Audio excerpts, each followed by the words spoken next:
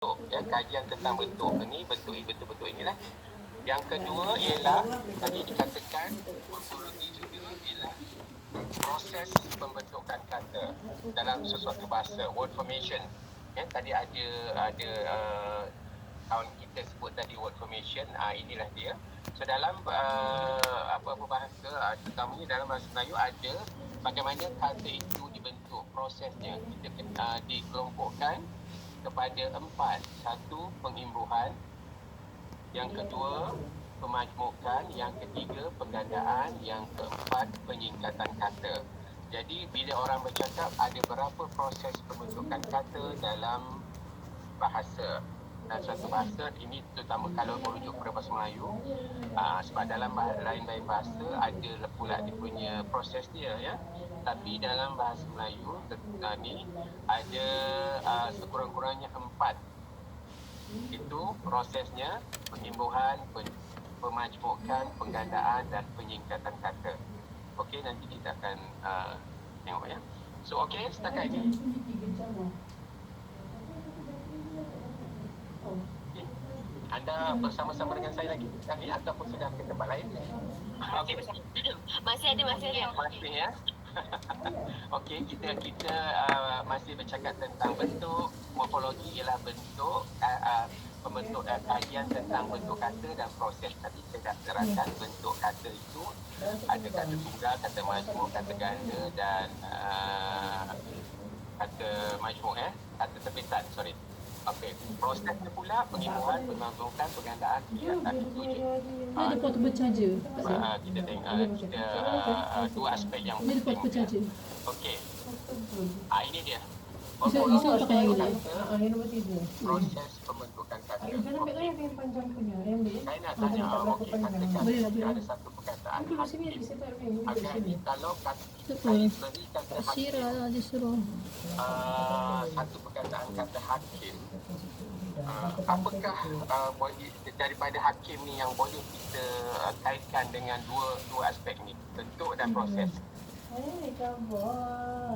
Ada yang boleh berikan hakim itu sendiri sebagai dari segi bentuknya apa?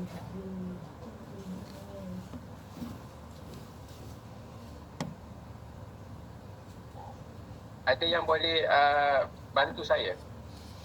Setakat yang saya dah slide yang dua slide yang tadi tu, kalau kita nak kaitkan perkataan hakim ini dengan memberikan contoh bentuk kata dengan proses pembentukan kata, bentuk 5 yang lebih. boleh yang ada hubung kaitnya dengan hakim ni agaknya apa?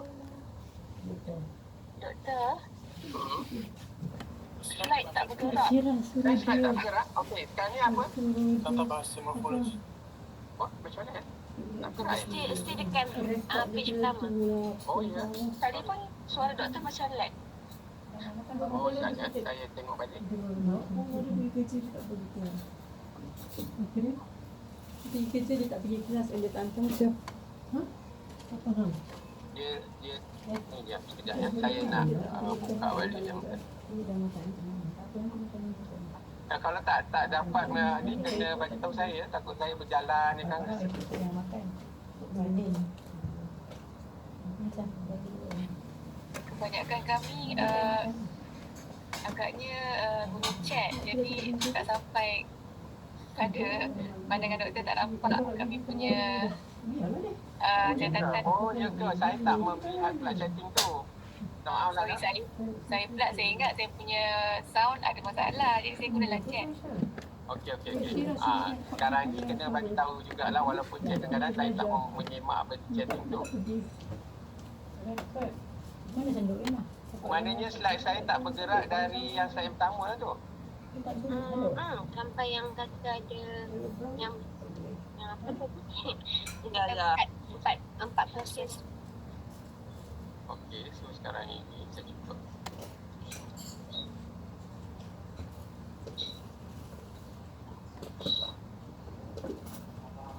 Saya tadi ke bawah. Berontok ni. Kecil ni, ada pelantak ni. Tak yang sendok lain. Bawa balik. Pakai ni sudah. Kita ni baby boomers lah. Tak apa-apa. Seminggu ni boleh, tapi lambat. Kalau tak nak minta tolong saya untuk slide kan pun boleh last kelas Okey, kan. tadi dah okey, saya dah Hari ini dah. kita bawa kat lambat. Kalau bawa. Tak ingat tak ada. Tak boleh. Sebenarnya. Macam baru buat minggu ni. Dia tak boleh. Kita ada pagi. Mau makan sekali kan? Bangun. Ha? Mungkin dia. Kalau panas-panas ni. Sekarang ada tak? No, saya nak nampak. Ada ya? Tak ada. Tak ada. Tak tahu lagi. Tak ada. Tak ada.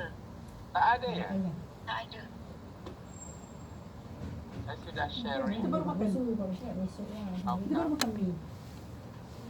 dekat sekejap. Sabun dari mana? Cak. Oh, tu.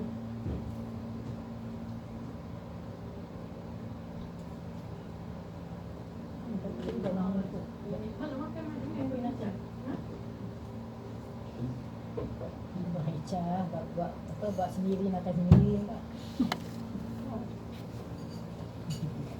Sekarang ada tak?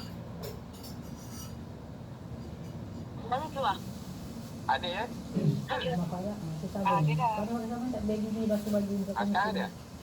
Ada. Tak.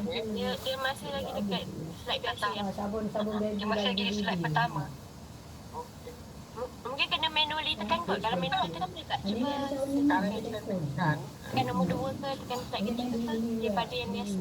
Oh ya. Keluar balik apa yang view sekarang yang setengah tengok tu. Awak kan masih pun tak rasa. Tak. Macam mana saya tengah tengok.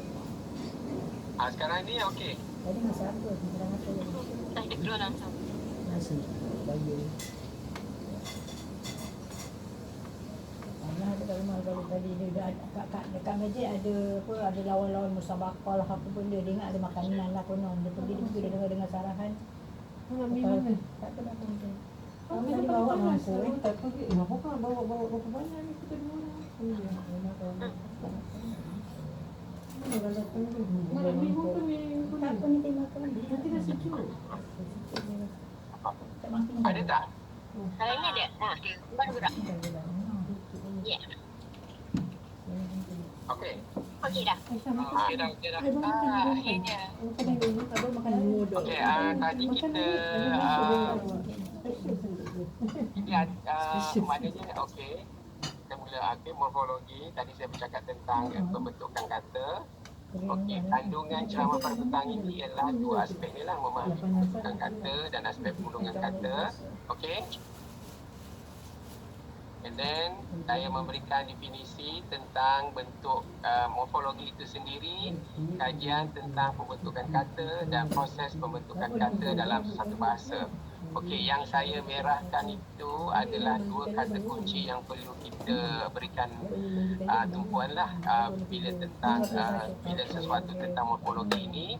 Dia dua aspek yang penting, kata bentuknya dan satu lagi proses bagaimana dibentuk suatu kata tu. Okey, setakat tu. Okey, saya memberikan rincian tentang bentuk kata, aspek bentuknya dalam dengan katanya bahasa Melayu. Kita ada bentuk tunggal, kita ada bentuk kata yang berbentuk terbitan, kita ada kata yang kategorikan sebagai kata majmuk dan seterusnya kata ganda. Okey, ada 4 bentuk kata di dalam bahasa Melayu kan. Ya. Okey. Okey, tadi bentuk, sekarang ni proses ya. Sebab dua kan, satu morfologi itu berceritakan mengisahkan bentuk dan kata proses. Okey, dalam konteks proses pula ada 4 proses bagaimana sesuatu kata itu dibentuk melalui pengimbuhan, pemajmukan, penggandaan dan peningkatan kata. Akronim ya, terkait dengan itu. Akronim itu juga salah satu kaedah membentuk kata. Okey, so far okey setakat ni. Tak payah mendekat lah. Dekat sana Okey, dah. ya. Tak payah. Jadi bentuk, ingat ya, morfologi, bentuk kata dan proses pembentukan kata. Okey, ini saya cuba ni lah.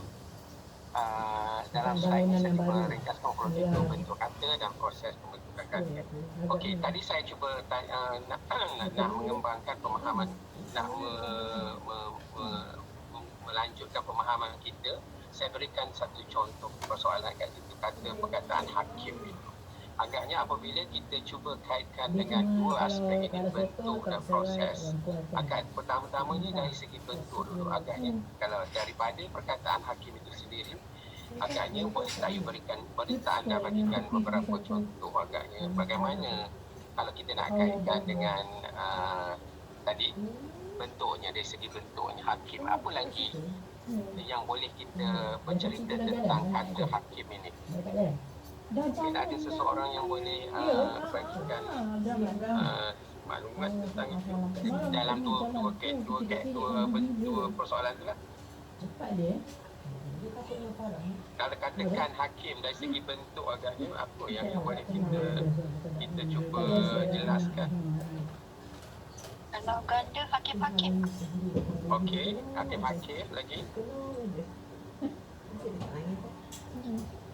Penghakiman. Okey, lagi. Menghakimi. Menghakimi. Kehakiman. Kehakiman. So maknanya anda faham ya, bila kita masa kita bercakap tentang morfologi itu macam bentuk ya. Agaknya kalau proses hakim-hakim itu tadi jadi apa? Mana sedapnya ikan sambal tu.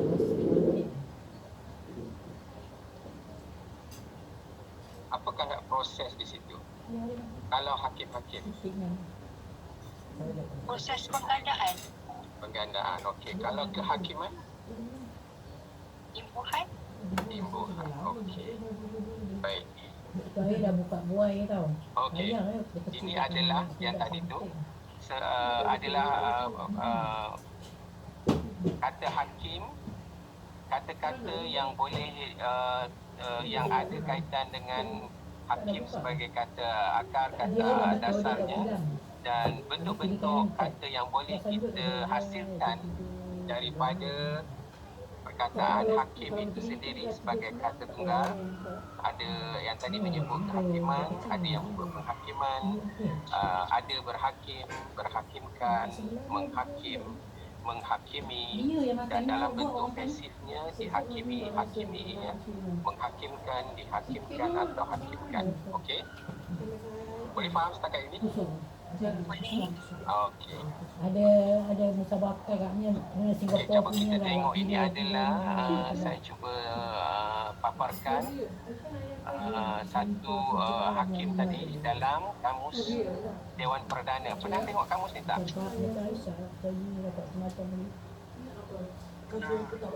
Ini adalah produk terbaru Dewan Bahasa dan Pustaka, Kamus Dewan Perdana. Sebuah kamus yang sangat kami kategorikan khazanah unggul negara lah. Sebab kamus ini memuatkan lebih kurang 120,000 kata terbitan entry dalam bahasa Melayu yang merakamkan perkembangan bahasa Melayu selama satu abad. Bermula 1900 dan paling akhir hari itu kita rakamkan pada 2017. 2020 kamus ini terbit. Sedikit ya tentang kamus ini ialah penyusunannya mengambil masa selama lebih kurang 30 tahun. Dan banyak maklumatlah kamus ini yang bagus untuk anda kena dapatkan kamus ini berbanding kamus dewan. Kamus dewan yang paling terakhir kita kemas ini edisi kelima 2005. Jadi kamus ini 2020 dan kamus ini lebih banyak maklumat yang ada lah. Dan kembali kita kepada hakim tadi, kalau kita tengok di sini kan, nampak tak sekarang ini hakim di sini kan? Ini adalah hakim, kata dasar, kata akarnya hakim. Kita ada sini berhakim, berhakimkan, menghakim, menghakimi, Dan dalam bentuk pasifnya dihakimi, menghakimkan, penghakiman, ada kehakiman, ada pula ni bentuk majmuk, kata bentuk majmuknya kehakiman semu. Ya, itu adalah di dalam kamus ini ada kata-kata yang terbit daripada hakim. Itu adalah aspek kita bercakap, kita kait dengan subjek itu adalah kita sedang bercakap tentang morfologi atau bentuk-bentuk kata yang boleh kita jana ataupun kita wujudkan daripada kata asalnya, kata hakim, kata dasar tu, kata akal tu. Ini dia ya, untuk apa? Okey.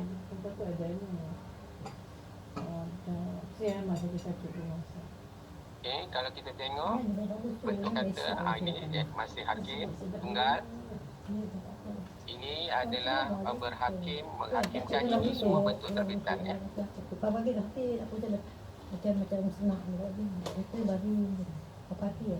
Ini adalah kata majmuk hakim perbicaraan. Penghakiman mutawaf, final judgment, trial judgment. Ya. Lalunya dalam istilah kita akan ada kita temukan bentuk-bentuk majmuk ini ya. Ada 3 beringin di kursi. Itu bahasa apa yang sudah rekod? Melayu. Okey, kata ganda tak keluar pula. Diploma. Baca buka Cah. Licin. Dia macam kata foto ni kata Okey, bukan hakim. Bukan motor dia. Sofa okey? Boleh ya, jelas kan? Ini masih kita bercakap tentang bentuk ya. Jadi ada bentuk tunggal, bentuk terbitan, bentuk majmuk dan bentuk ganda. Okey. Bagaimana kita nak mengaitkan pula bila kita bercakap tentang proses pembentukan kata yang tadi tu? Pakai itulah yang Tidur sini. Penyingkatan kata agaknya tak tahulah ada ke tak ada. Katanya tak ada kan? Okey, pengimbuhan ini dah. Berhakim, Oh, ya. bercampur hakim, berhakimkan, kita buat kuih kayu ni. menghakimi, itu adalah semua bentuk-bentuk imbuhan ya. Yang kata dasarnya hakim. Tapi dalam kelompok ini dari segi proses itu dikategorikan sebagai pengimbuhan. Berapa semalam makan? Okey, yang ini adalah pemajmukan. Mungkin hakim perbicaraan itu ataupun ya. Penggandaan, ini bentuk penggandaan. Ada tak dalam konteks penyingkatan kata ataupun dalam konteks hakim ni mungkin tak ada lah ya. Ada yang nak bertanya setakat ni?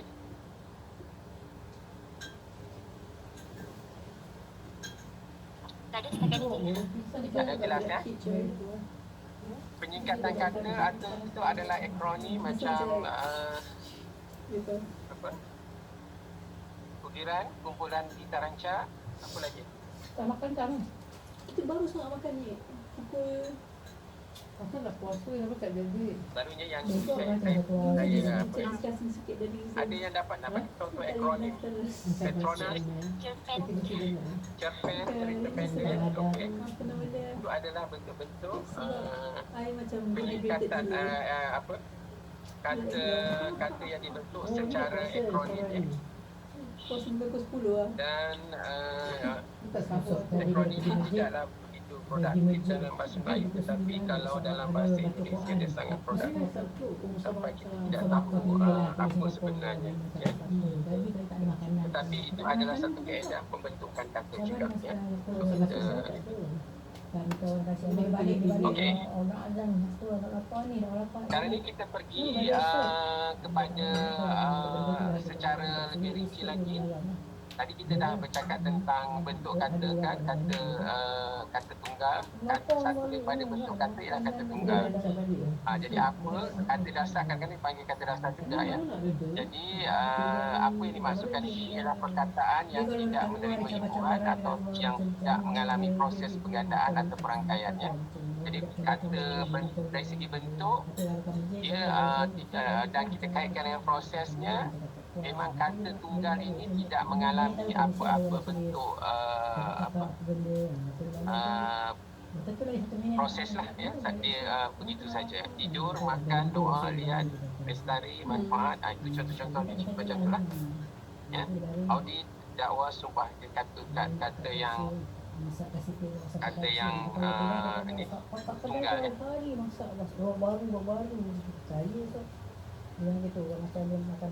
Okey. Apa okey ya? Doktor, itu kata tunggal makan dan minum bukan boleh jadi proses imbuhan jadi makanan, minuman. Ya. Okey. Tapi sekarang ini saya sedang kongsikan ceritanya bentuk dia, bentuk tunggal. Bila makanan pemakanan itu sudah mengalami proses pengimbuhan, itu sudah menjadi kata terbitan. Sekarang ini kata tunggal. Ya, tidur boleh juga nanti kalau kita nak bentuk kata lain daripada ketiduran, menidurkan, itu sudah tidak betul, sudah tidak tunggal lagi. Kata itu sudah ada, sudah menjadi kata terbitan yang sudah mengalami proses yang lain ya, ada pengimbuhan. Boleh faham? Okey, thank you doktor. Ya. Sekarang ini yang ada di skrin sekarang ini semua contoh. Kalau kita cakap boleh berikan contohnya bentuk tunggal bagi bentuk dasar bagi tiduran. Sepang pun asa. Tentulah akan jawapannya tidur. Boleh tak bentuk dari kata tidur, boleh tak kita bentuk beberapa kata lain yang hasil daripada tidur itu? Okey, ketiduran, menidurkan, macam tu. Ya. Makan, ada makanan, pemakanan, memakankan, kalau ada macam tu ya. Okey. Baik. Okey, ada kaitan tadi, saya dah pun bercakap tadi, ini adalah kata terbitan. Tadi kita ada kata tunggal dan sekarang ini adalah kata terbitan. Terbitan ini ialah kata yang mengalami proses pengimbuhan. Dia terbit daripada kata tunggal tadilah ya. Dalam bahasa Melayu ada kurang-kurangnya. Contoh yang ada di skrin sekarang ni ialah ada kata terbitan dengan awalan, imbuhan akhiran, apitan dan juga imbuhan sisipan.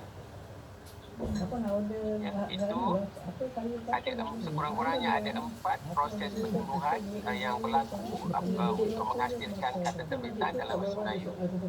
Okay. Kita tengok satu persatu. Okey, ini yang dimaksudkan awalan dalam bahasa Melayu. Awalan, kalau kita kategorikan, dia ada awalan kata nama, kata kerja. Okey, ini adalah ilmu awalan Apple. Itu yang huruf besar itu adalah bentuk-bentuk yang boleh lain sebagai perwakilan yang